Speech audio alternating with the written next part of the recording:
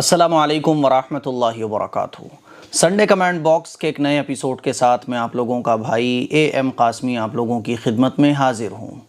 الحمدللہ اللہ کے فضل و کرم سے دہلی کا سفر بہت اچھا رہا اور اس سال 15 اگست دہلی میں منائی گئی۔ بہت ساری چیزیں دہلی کے اندر 15 اگست کے موقع پر بہت اچھی تھیں، جن کی جتنی تعریف کی جائے اتنی کم ہے، لیکن بہت ساری چیزیں ایسی بھی تھیں جو بہت زیادہ خراب تھی۔ بڑا افسوس ہوا ان چیزوں کو دیکھ کر۔ ایسا لگ رہا تھا کہ مسلمان کہاں جا رہے ہیں۔ پیسے کی بربادی، غلط سلط چیزیں، ناچ گانے، ڈانس، ہے نا، اور بہت ساری خراب چیزیں ایسی تھیں جن کو دیکھ کر بڑا افسوس ہوا۔ ہمیں ان چیزوں کی طرف توجہ دینی چاہیے، ان چیزوں کے بارے میں بتانے کی ضرورت فی الحال نہیں ہے۔ پھر کبھی انشاءاللہ میں اس سلسلے میں آپ لوگوں سے ڈسکس کروں گا۔ پچھلے سنڈے میں جو ہمارا سنڈے کمنٹ باکس تھا وہ سندر نرسری میں شوٹ ہوا تھا۔ اس وقت میں سندر نرسری گیا ہوا تھا، پہلے سے کوئی پروگرام نہیں تھا، اچانک سے پروگرام بنا اور ہم وہاں پہنچ گئے فیملی کے ساتھ۔ مجھے اگر پہلے سے پتہ ہوتا کہ میں سندر نرسری جاؤں گا تو میں ویڈیو بنا کر پہلے سے آپ لوگوں کو ضرور اطلاع دیتا تاکہ آپ لوگوں سے ملاقات ہو جائے۔ پھر بھی کچھ نہ کچھ لوگوں سے وہاں ملاقات ہو گئی جنہوں نے مجھے پہچان لیا۔ لوگ اصل میں مجھے پہچاننے میں بہت ٹائم لگا دیتے ہیں۔ پہلے تو وہ دیکھ رہے ہوتے ہیں، سوچ رہے ہوتے ہیں، پھر موبائل سے میچ کر رہے ہوتے ہیں، پھر پاس آنے کی ہمت کر رہے ہوتے ہیں۔ ارے بھائی، ایک دم جیسا میں ویڈیو میں آپ کو نظر آ رہا ہوں نا، ایسے ہی میں آپ کے لیے آف لائن بھی ہوں۔ ایسا نہیں ہے کہ میں آن لائن کچھ اور ہوں، آف لائن کچھ اور ہوں۔ میں کوئی نیتا اور پولیٹیشین نہیں ہوں کہ جو میرا رویہ کیمرے کے سامنے کچھ اور ہو، پیچھے اور کچھ اور ہو۔ جیسا میں اب ہوں ویسا ہی آف لائن بھی ہوتا ہوں۔ تو بے فکر ہو کر، جہاں آپ مجھے پہچان رہے ہوں، پہچان لیا ہو، تو بے فکر ہو کے آپ میرے سے آیا کریں، بات چیت کریں، نو پرابلم۔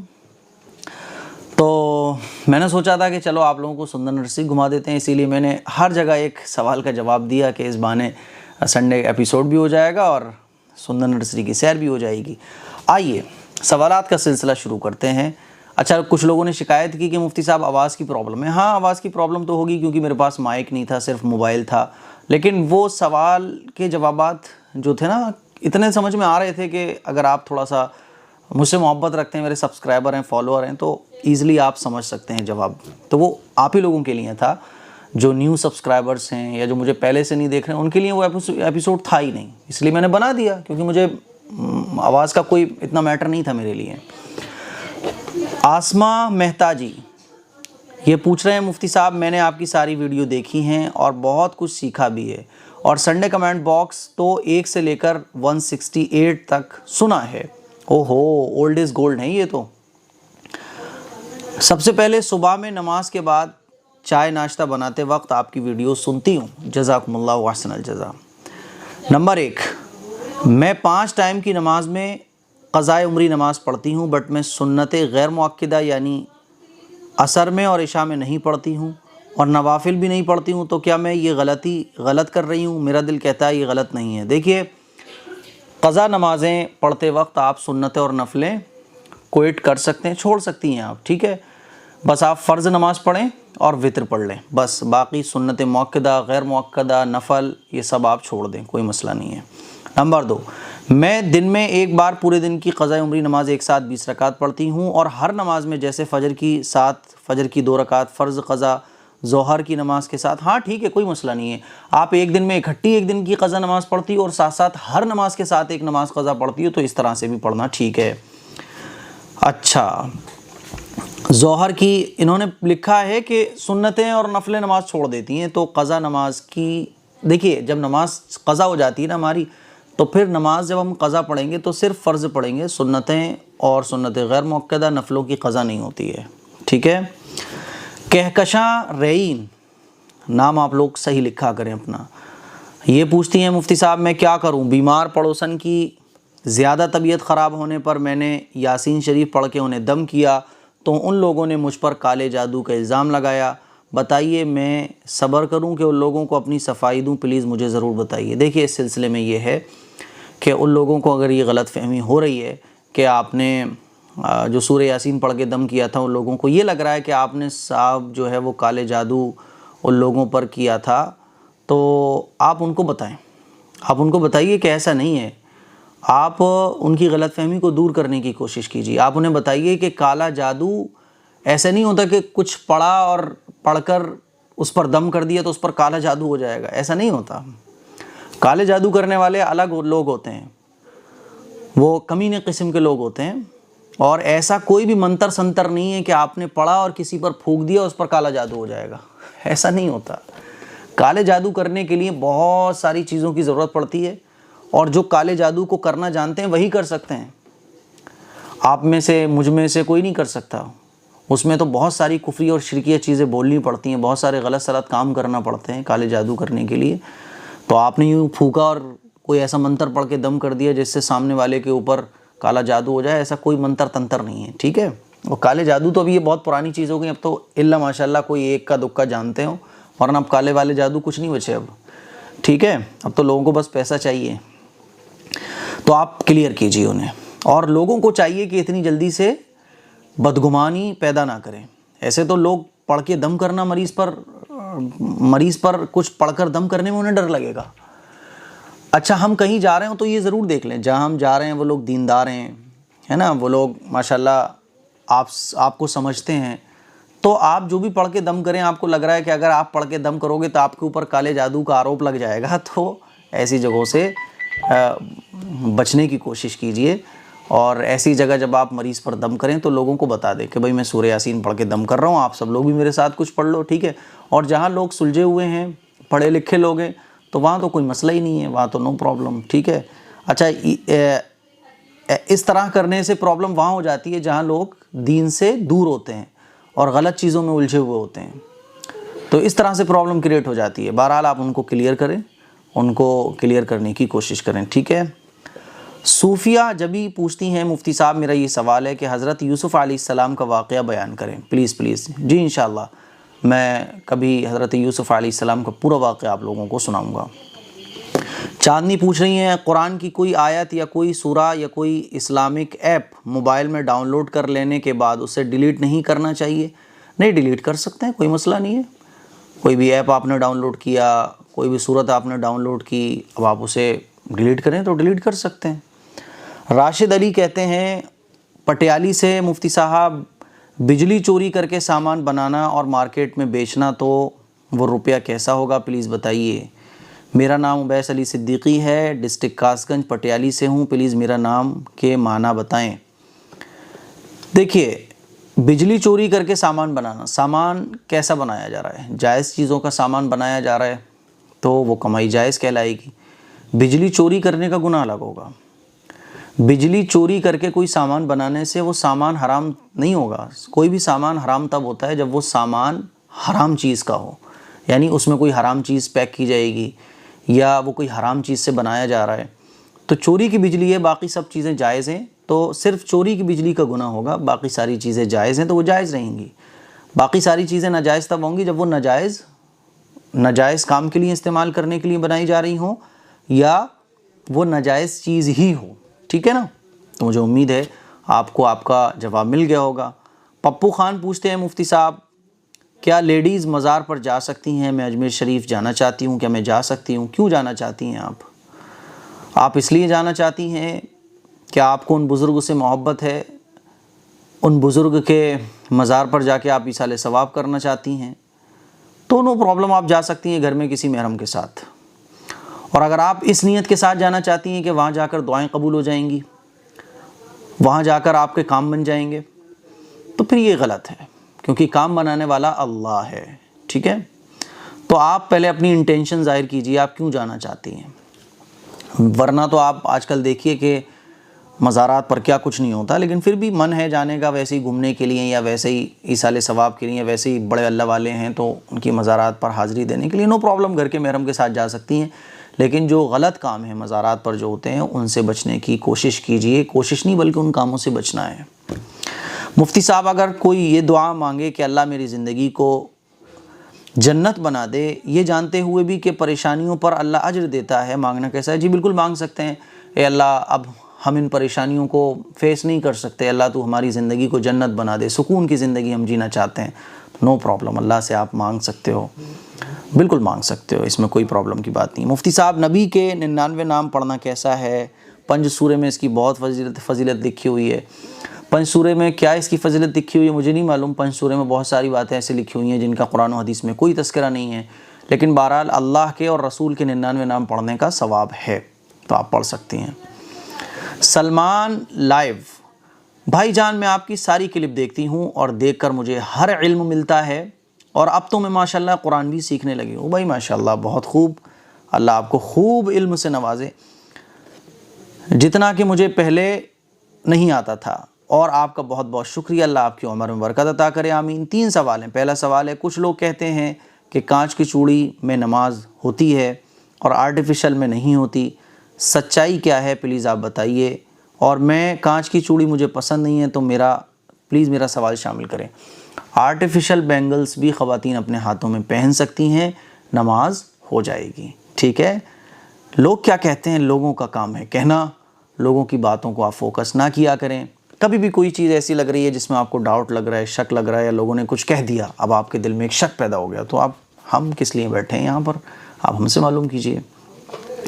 ریشمہ اسلم انصاری: مفتی صاحب میں ایک بار بیوہ ہو چکی ہوں اور میں کسی سے نکاح کی ہوں، لیکن اس آدمی نے مجھے نکاح سے پہلے ہی شرط رکھی تھی کہ میں آپ کا خرچہ نہیں اٹھا سکتا ہوں۔ ان کی پہلے بھی 2 بیوی ہیں، پہلے بیوی اور تیسری بیوی کو خرچہ نہیں دیتے، تو میں کیا کروں؟ تو پھر شادی کیوں کر لی؟ انہوں نے بھی کیوں کر لی اور آپ نے کیوں کر لی؟ ٹھیک ہے، ارے بھائی شادی کا مطلب یہ ہوتا ہے کہ اب آپ کو بیوی کی ذمہ داریاں اٹھانی ہیں۔ اب جو ہسبینڈ بیوی کی ذمہ داری نہیں اٹھا رہا ہو تو پھر شادی کا مطلب کیا رہ جاتا ہے؟ تو بہرحال اب یہ کنڈیشن آپ نے لگائی تھی، انہوں نے لگائی تھی، اور آپ نے اس پر حامی بھی بھر لی، تو اب آپ کی مرضی ہے، آپ ان کے نکاح میں رہیں یا نہ رہیں۔ آپ ان سے کہہ دیں کہ بھائی مجھے آپ ڈیورس دے دو، طلاق دے دو، میں نہیں رہنا چاہتی، اور اگر آپ کو کوئی پرابلم نہیں ہے، آپ اپنا خرچہ خود اٹھا سکتی ہو، تو یہ آپ کا ڈیسیژن ہے۔ کہنے کا مطلب یہ ہے آپ کی لائف ہے، آپ کا ڈیسیژن ہے، آپ نے نکاح کر لیا، اب آپ کی مرضی ہے، میاں بیوی دیکھ لیں آپس میں، رہنا چاہتے ہیں نہیں رہنا چاہتے، آپس میں کمپرومائز کر لیں جیسے بھی ہے۔ پھر بھی نہیں بن رہی تو جدائی کے علاوہ کیا آپشن ہو سکتا ہے۔ محمد عارف: مفتی صاحب میرا سوال ہے، کیندرا گورنمنٹ یا اسٹیٹ گورنمنٹ کاؤ میٹ کھانا منع کرتی ہے، پھر کاؤ میٹ کھانا کیسا ہے؟ نمبر 1، بس اور ٹرین کا ٹکٹ نہ لینا یا جی ایس ٹی جمع نہ کرنا کیسا ہے پلیز بتائیے۔ دیکھیے کوئی بھی چیز جائز ہے، حلال ہے، گورنمنٹ اس پر پابندی لگا دیتی ہے، تو گورنمنٹ کے پابندی لگانے سے کوئی حلال چیز حرام نہیں ہو جاتی، ٹھیک ہے۔ تو اللہ نے جن چیزوں کو حلال قرار دیا ہے وہ چیزیں حلال ہی رہیں گی قیامت تک، ٹھیک ہے۔ جن چیزوں کو اللہ نے حرام کہا ہے وہ حرام ہی رہیں گی۔ گورنمنٹ کے پابندی لگانے سے کوئی حرام چیز نہیں ہو جاتی حلال، اور کوئی حرام چیز حلال نہیں ہو جاتی، ٹھیک ہے نا۔ ہاں جس ملک میں ہم رہ رہے ہوتے ہیں پھر ظاہر ہے آپ وہاں کے قانون کو فالو نہیں کرو گے تو آپ کے لیے پرابلم کھڑی ہو جائے گی، اسی لیے اب آپ یہ دیکھ لو، ظاہر ہے اس چیز کو آپ کھاؤ گے یا وہ کام آپ کرو گے جس سے کوئی گورنمنٹ کا رول ٹوٹتا ہے، ٹھیک ہے، تو ظاہر ہے آپ کے لیے پرابلم کھڑی ہو جائے گی، تو ایسے کام سے بھی ہمیں بچنا چاہیے۔ اب آپ دیکھ لیجئے آپ کو کیا کرنا ہے۔ رہی بات بس اور ٹرین کا ٹکٹ نہ لینا، گناہ ہے، بس کا ٹکٹ نہ لینا، ٹرین کا ٹکٹ نہ لینا یہ غلط ہے، یہ ایمانداری کے، امانت داری کے، سچائی کے خلاف ہے۔ بس کا ٹکٹ لینا چاہیے، بغیر ٹکٹ بس میں سفر کرنا یہ شرعاً بھی ناجائز ہے، ٹھیک ہے۔ اگر آپ ٹکٹ لینا بھول گئے اور آپ نے پورا سفر طے کر لیا تو آپ ریلوے اسٹیشن پہ جا کے ٹکٹ کے پیسے دے کر آؤ، غلط بات ہے۔ جی ایس ٹی جمع نہ کرنا کیسا ہے؟ دیکھیے جی ایس ٹی جمع نہیں کرو گے آپ تو پھر وہی کہ آپ کے کاروبار میں اور آپ کے اوپر بہت ساری پرابلمس آ سکتی ہیں، اسی لیے جی ایس ٹی جمع کرنا چاہیے۔ ہاں جی ایس ٹی سے بچنے کے لیے جو راستے ہیں، جائز راستے ہیں، جو پازیٹیو وے ہیں جی ایس ٹی سے بچنے کے لیے، ٹیکس سے بچنے کے لیے، ان راستوں کو آپ فالو کر کے ٹیکس بچا سکتے ہو، جتنا ٹیکس بچا سکتے ہو بچاؤ، لیکن جی ایس ٹی جمع نہ کرنا جس سے آپ کو آنے والے سالوں میں پرابلم کا سامنا کرنے پڑے، ایسے کام نہیں کرنا چاہیے، ٹھیک ہے۔ اگلا سوال رب A G F D D F X T D, کیا نام ہے؟ اگر اپنے کوئی کو پیسہ دیں 20,000، وہ پیسہ حلال ہو اور وہ سود دے جب تک وہ 20,000 نہ دے تو کیا وہ حلال 20,000 بھی حرام ہو جائیں گے؟ دیکھیے سود لینا بھی جائز نہیں ہے اور سود دینا بھی جائز نہیں ہے۔ 20,000 آپ نے کسی کو دیے اور اس نے کہا کہ میں ہر مہینے آپ کو 2,000 روپے دوں گا سود کے، جب تک کہ میں آپ کو پیسے واپس نہیں کر دیتا، تو یہ جو سود میں پیسے دے رہا ہے یہ ناجائز ہے، حرام ہے، اور جو آپ نے 20,000 روپے اپنے دیے تھے وہ آپ کے 20,000 حرام نہیں ہوں گے۔ ایسا نہیں ہے کہ سود لیتے رہو آپ، پھر سود کے ساتھ ساتھ وہ آپ نے جو پیسہ دیا تھا 20,000 وہ بھی حرام ہو جائے، ایسا نہیں ہے۔ سود حرام رہے گا اور جو پیسہ آپ نے قرضے کے لیے 20,000 دیا تھا وہ حلال ہی رہے گا، ٹھیک ہے؟ سود دینا بھی جائز نہیں ہے اور سود لینا بھی جائز نہیں ہے۔ سریندر میر کہہ رہے ہیں مفتی صاحب میں راجستھان کے ہنومان نگر ضلع سے ہوں، میرا نام غلام میر ہے، میرا سوال ہے قلم کیسے بخشتے ہیں، اس میں کیا پڑھنا چاہیے؟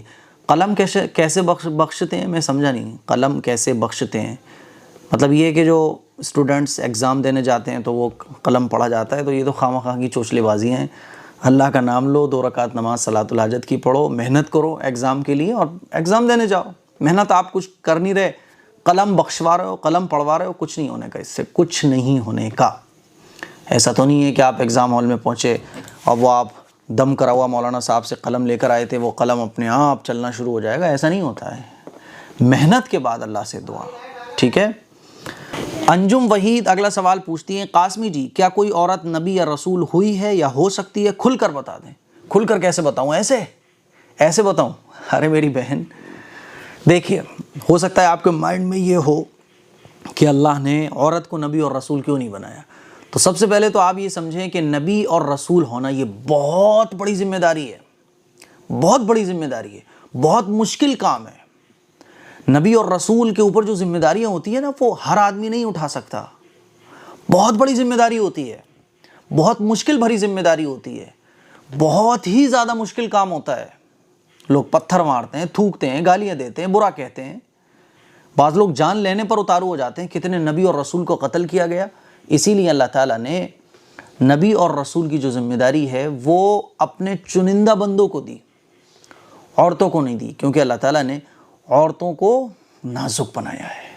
اللہ تعالیٰ نے عورتوں کو گھر کی ذمہ داریاں دیں، اللہ تعالیٰ نے عورتوں کے اوپر ایسی بڑی بڑی ذمہ داریاں نہیں ڈالی ہیں۔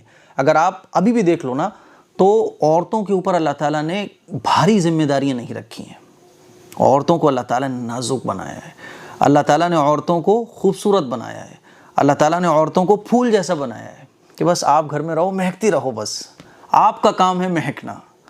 اور مردوں کے اوپر اللہ تعالیٰ نے مردوں کو ایسا بنایا جیسے کانٹے ہوتے ہیں نا، گلاب کے پیڑ میں کانٹے ہوتے ہیں، تو وہ کانٹے اس پھول کی حفاظت کرتے ہیں۔ جتنی بڑی بڑی ذمہ داریاں ہوتی ہیں وہ کانٹوں کے اوپر ہی ہوتی ہیں۔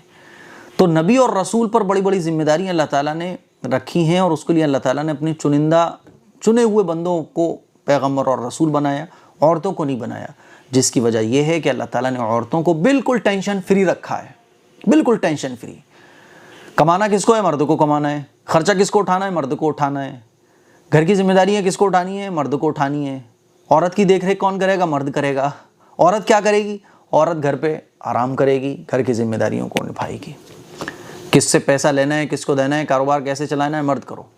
پھر بھی عورت کوئی کرنا چاہے تو کر لے۔ ہاں، نبی اور رسول جو ہے وہ کوئی اپنی چاہت سے نہیں بن سکتا، اللہ تعالیٰ جس کو چاہتے ہیں اس بڑی ذمہ داری کے لیے منتخب فرماتے ہیں، ٹھیک ہے؟ تو اب تو نبی اور رسول کوئی ہو ہی نہیں سکتا۔ اور نبی اور رسول کے لیے جیسے میں نے بتایا کہ عورتوں کو اللہ تعالیٰ نے بالکل ٹینشن فری رکھا ہے، جس کی وجہ سے عورتوں کے اوپر یہ ذمہ داری نہیں دی گئی اور عورتوں کو نبی اور رسول نہیں بنایا گیا۔ ہاں، نبی اور رسول کی ماں بنایا گیا ہے، نبی اور رسول کی بیوی بنایا گیا ہے، نبی اور رسول کی بہن بنایا گیا ہے۔ کیوں؟